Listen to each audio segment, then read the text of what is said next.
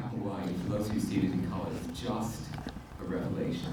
And haunting and magical, and I'm so glad we have this opportunity. Yes.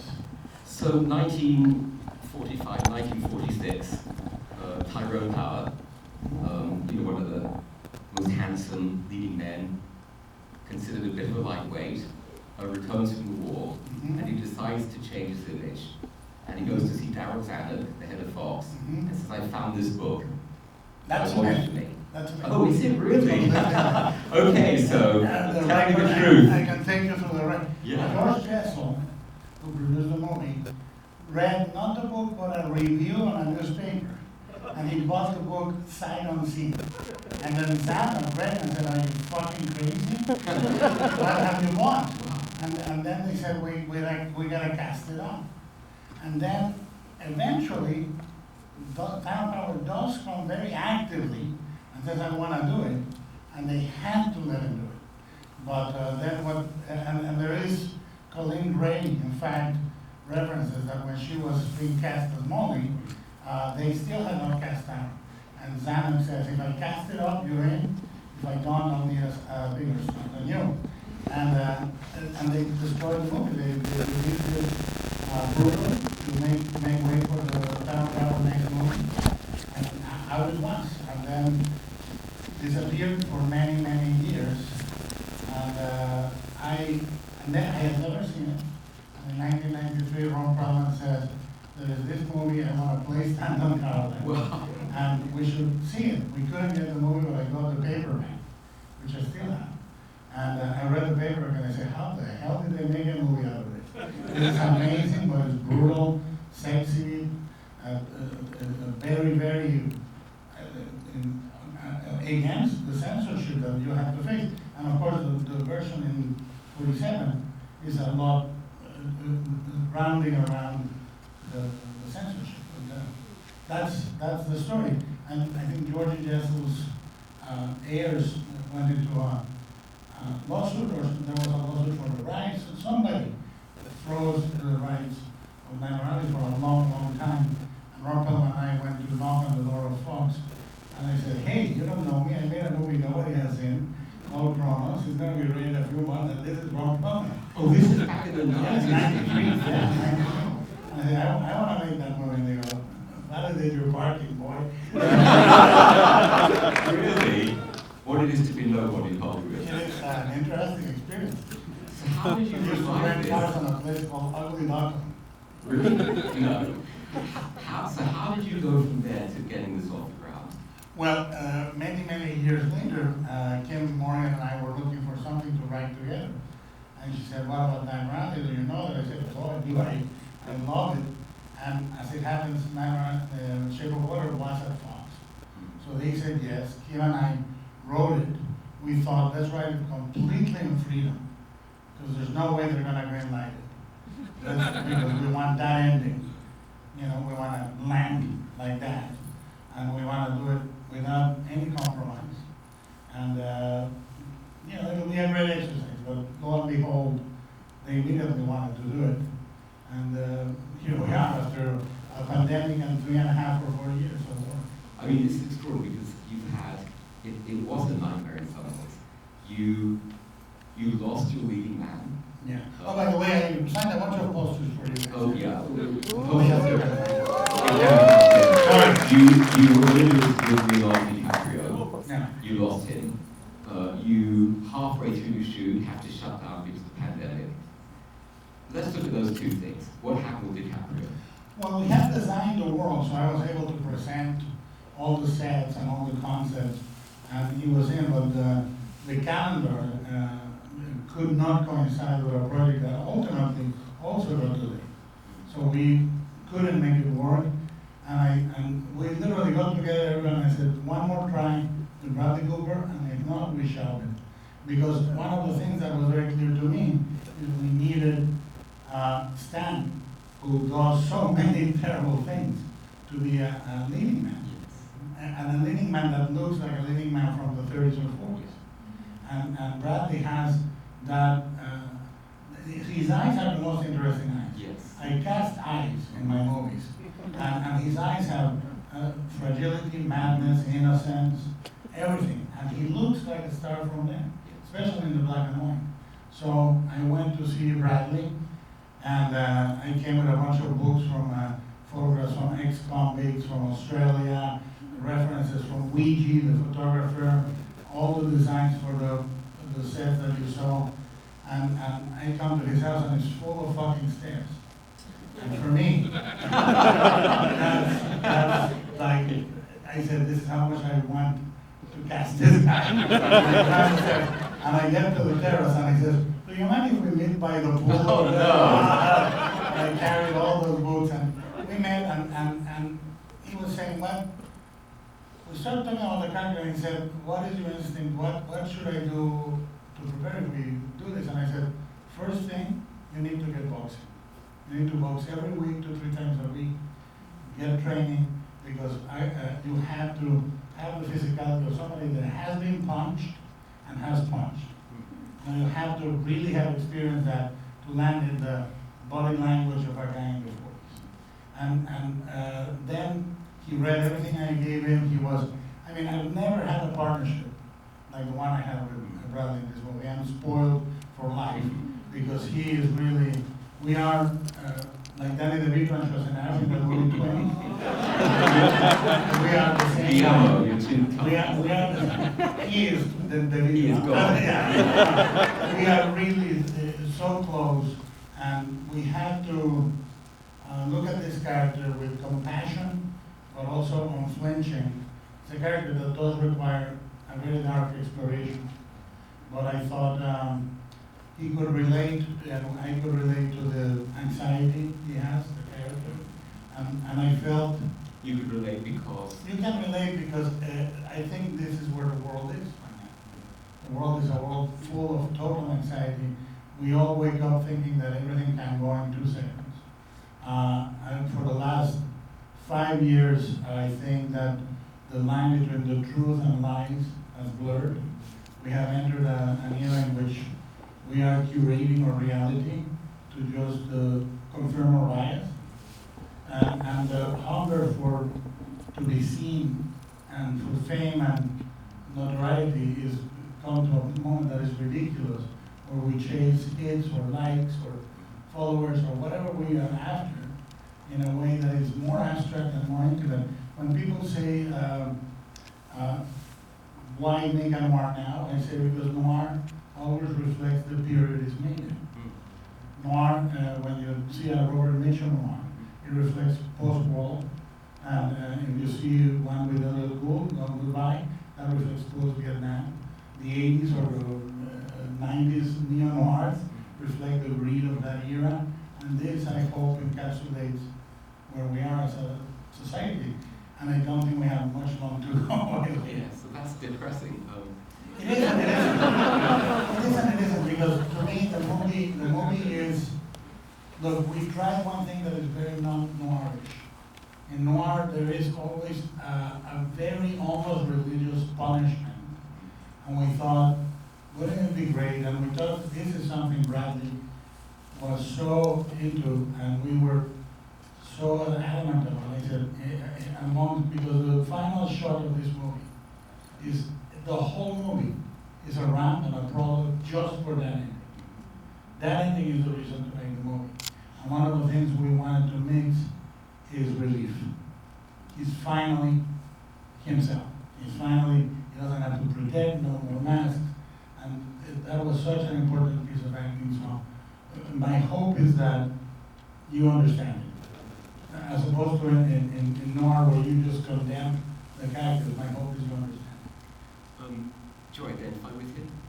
No, but I love him. I think he's a guy that has no instruments to love. He's a broken guy. He has no capacity for love or to be loved. He can't allow it. And he moves me. He moves me very much, him as a character.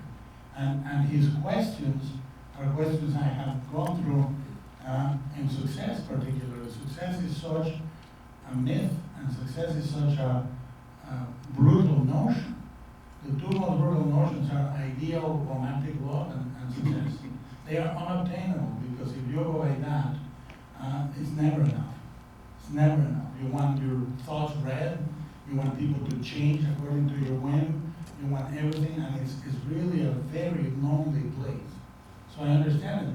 And the reason I understand it is because as much as I have tasted downs and ups, the downs are easy. You know how to get up and dust yourself and keep going. The ups are really disorienting. I need to stop. That's why after Shape of Water, I go, do I continue doing what got me here, or do I make a movie that will scare the fuck out of me? And I said, let's make a movie that will scare the fuck out of me. And that's it. What was the worst down and what was the highest up? No, the ups, unfortunately for me, the ups happened late in my life. If they happen early, I don't know how the hell you handle them. The first real up, Chronos was the one, the week of the critics and this and that, but that was manageable. I think Pat Labyrinth was a real high. And the way I handle it is, you know, I was already in my 40s. So that's a good time. You know, again, you know, male menopause is about to yeah. And it lasts a long time. It lasts a long time. I want to go back to Bradley. Walk us through, you know, I think a lot of people, including me, sort of has this idealized view of Hollywood. And what is it like? How, in working terms, is it to go to Bradley Cooper's house? Are you nervous? Are you anxious? No. Do you have it structured in your mind? Walk us through that conversation. No, I tell you, what has gotten me through in my life is now 30 years of therapy. 30 years, which is a miracle. And it's just myself. I'm just myself. I have nothing more, nothing less to offer. And I don't want to do the likeness, and I don't want to I just come in with the truth, and I say this is what I want to do. It's simple. The truth is simple. That's one of the things about this movie. Lies don't shield you about anything. The truth shields you with everything. You're bulletproof. So I present myself with him, with my truth, what I want to do. And I must tell you, this guy works so hard. And I know you're going to think all this, you're going to say the thing about it, but this guy is such a hard worker. He sits by my side every day. He's 99% of the book. When he comes with ideas, he really does nothing casual. If it's not real, we don't print it. You know, everything has to be real. The moment she takes the pen and he takes alcohol for the first time is one of the most beautiful, moving moments I've seen an actor live in front of the lens. You know, the final shot. Every moment he would bring that reality. You know, I don't understand the idea of stars because I don't understand the idea of directors of cinema. So I go in the morning and say, I go to the house. Today I took my car to change the fucking tire, but it blew off. So I don't know, I mean, we make chairs, we make tables. Our profession is a profession. When people say innovation, I say, what fucking vision am I? Ayahuasca? I'm trying to make the day good. That's what directors do. You try to find perfection while making the day. And stars are only stars you think and they think they're stars. Because of making the day, you had such a huge problem, which is your shooting, pandemic hits, and we all remember it came very suddenly. You know, one moment you're hearing there's a strange thing in China, next thing there's a routine, and suddenly we shut down. By the way, I started a new job as dean at the Chapel University. Thank you. There you go. I had literally been in my office 12 No extra points for that. Never get a better assistant, please. Literally 12 minutes in, it shuts down, and all of us had to regroup. Takes back that moment, and you now have a $60 million film. What do you do? How do you handle it? What are the first conversations? We were shooting the lie detector test. The days before we had shot the garden with Molly appearing with the blood in her hands.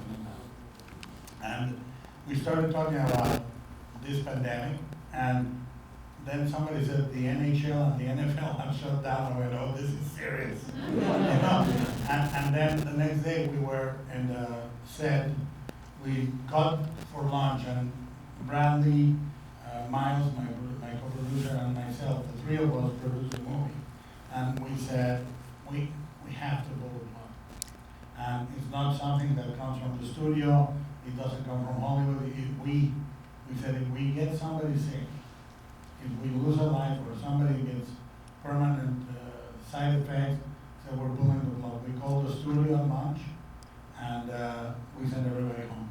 No picking up the camera, the cables, the lights, everything's stood there. So, and Was this in Toronto, yeah. And then we had to manage everything that came with it. But that's the profession. If the director is an artist, yes, he's also an engineer, a pimp, a pusher, a boxer. You have to, if you think you live in the clouds, that's why, no, we have to deal with that. We organized the return. We did 50,000 COVID tests. We did sanitary conditions that grouped the actors, the technicians. We managed it so well that we didn't have any catastrophe. But to come back, we came back between him saying something in the lie detector and Richard Jenkins listening. There are 6 months. Wow. And to give another piece of information that's interesting, Rooney Mara, she was leaving the garden scene and she said, Guillermo, don't tell anyone, but I'm pregnant. Oh. And when she came back to shoot, she had a baby. That's incredible. Yes. Wow. And it's funny because it added something to the Molly of the carnival.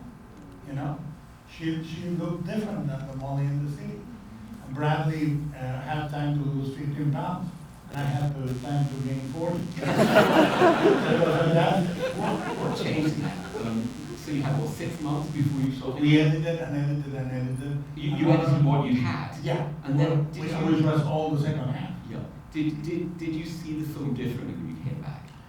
Yes, 2 things happened. It told me where Bradley's character needed to go, and I talked to Bradley and I said, these are the colors we have. I showed him everything we have. And these are the colors we need.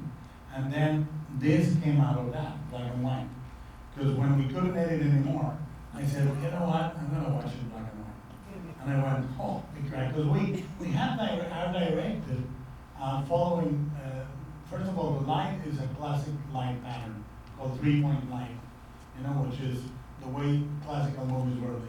What does that mean? It means 1 key, 1 bounce, and 1 ring light. You know, and basically that's it. You're lighting it like a movie star. And then black banners to hide the eyes, blah, blah, blah.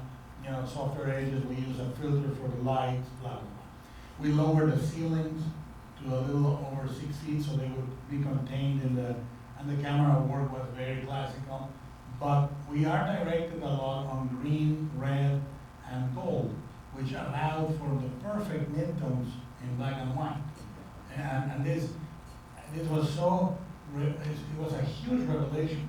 And I said, you know what? We're gonna be paying attention to that on the carnival.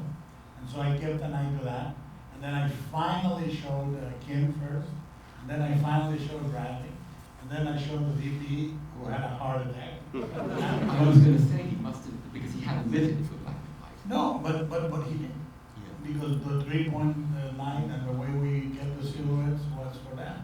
And we had taken decisions that approximated the light anyway to expressionist lighting. Many times Bradley is shot in complete darkness. You don't see his face. Because, and many times we shoot him from behind. Because I said he lies so much that the audience is going to know what he's thinking without even seeing his face. But this came out of that, and then I sat down in the studio, and we were at 3 hours 15, the first cut. And the studio said, you're going to have to cut it down. I said, I'll do it, but I have something to ask from you. We were at a daily, and I said, and the first clue is this, can I have a black and white cookie? How did they react? Well, they kind of grabbed their pants first, and then eventually I said, you have to see it. Give me at least a few days to color time it on a first pass and see it. And when they saw it, they said, well, we will do the black color and then you can do the black and white a little later. Okay, let's check how we do the time. Do we have a few minutes? 5 minutes, good. I want to stay longer than that. We'll do more. So we have to go to another goddamn Q&A. Yeah, well, this is good as well. It seems to me that your films become more and more humane. Yeah. Is that true? Well, they become more and more internal. Like, I think that this is the most psychological. We used to call it a Jungian nightmare. Yeah, because and we have, when people say there are no fantastic elements, well, there are none supernatural, but I think the atmosphere of the movie is very much like a fairy tale or a nightmare. Yeah. And he keeps waking up in reality. I designed it so he wakes up and he's in the fair. He wakes up and he's in the hotel. He wakes up and he's a vagabond with nothing. You know, so he's not, we're not completely following him. We follow him very minutely and then a jump. That was very much on purpose. And I think that this is, I've always been able to have compassion and love for the ones that are outside. And I wanted to follow a character that does so much absolutely terrible action and not judge him and come to understand him. And that for me is a lot more human than just having him as a secondary character. But some of those drama scenes with two people also seem to have a depth, moment by moment, they're just exquisite. Yeah. And I wondered. The writing was a true, difficult, beautiful exercise. Yes. We wrote little plays almost. How did you do that? Well, we broke down the novel. We went into a huge deep dive of the biography of the writer, Guillermo Del Toro, because there was a little note he left saying, Stan is the author, meaning Stan is me. So we got very curious. We read about him and realized that Nightmare Alley, the book, is an autobiography of his soul.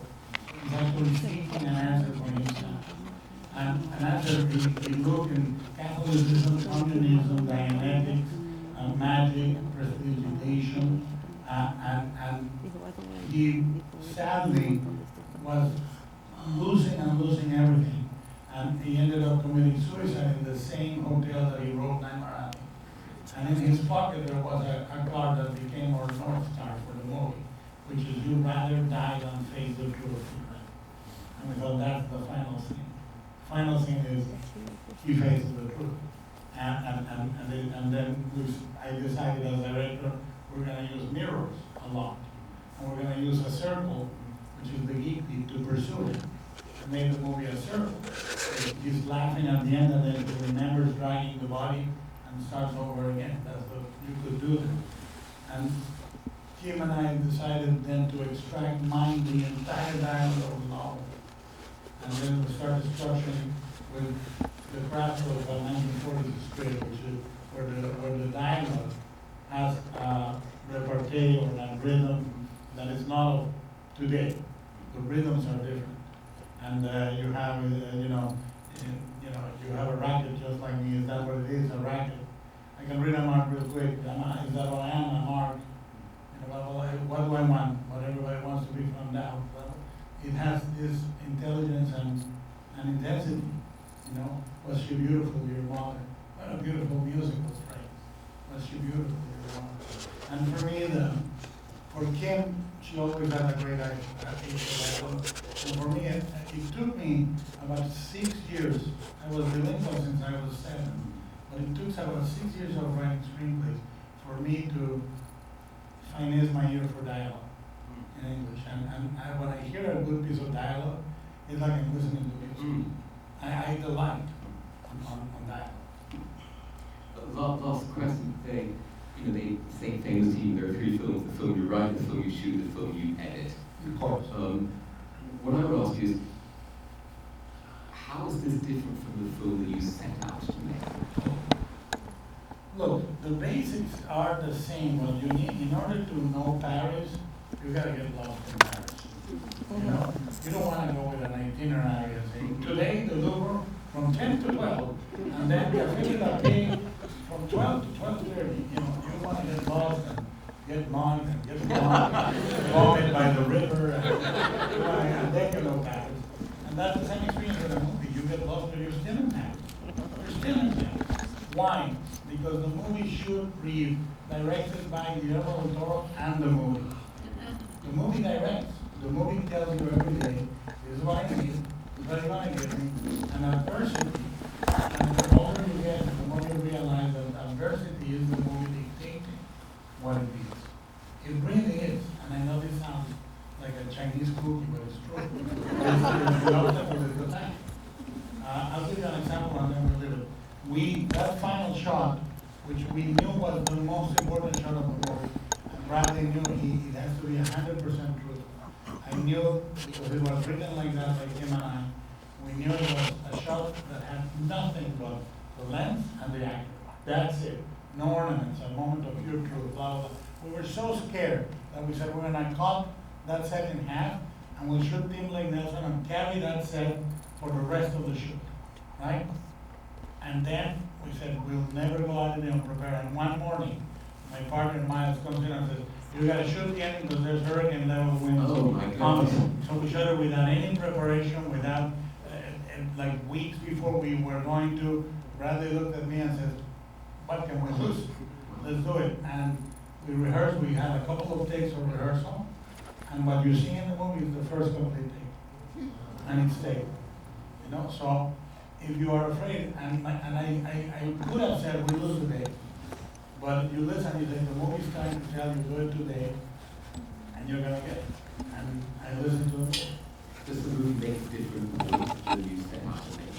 Yeah, what? Does the movie make a different point than you set out to make? No, the point it makes, it has, look, it's like this. It's the same note, but the movie pushes the pedal on the piano. It has a different depth. It's the same point, but it's a different depth. And that makes all the difference. You know, because you arrive to a movie with a construct. This is what I'm setting up to do. And if you are good and you are pure and you work hard, you come out with a reality. That the movie rewards you with a reality, which is a deeper resonance of that note. And you don't come in with a reality. You come in with the truth, and then you make it real. And when people say, what is the secret? You work your ass off. That's the secret. You know, and you have partners that work their ass off. Everybody in this movie, everybody delivers. Every department, every actor, you know, whether they were there for 10 minutes or for 2 hours, every actor, they were a blessing. My entire cast is the biggest blessing I've ever had in my life for 57 years. This is a miracle. It is, and I'm so glad I'm here to see it on a big screen in black and white. I'm sorry. And, May I say something? I want to thank you guys for coming in today because in this, with the pandemic, you realize in my profession, you realize how much we directors need this. To be with you, believe it or not, this is the sacred exercise of making my movies for me. It's not how many people see them, but how deep they connect. You know, whether it's a movie like Crimson Peak that lands in one way or another, but the people that connect with it connect at a molecular level, or Pan's Labyrinth, or this and that. The number is less important than this sacrament of you guys being here for this. There's no words to thank you for this, but to say that is very important. So thank you very much.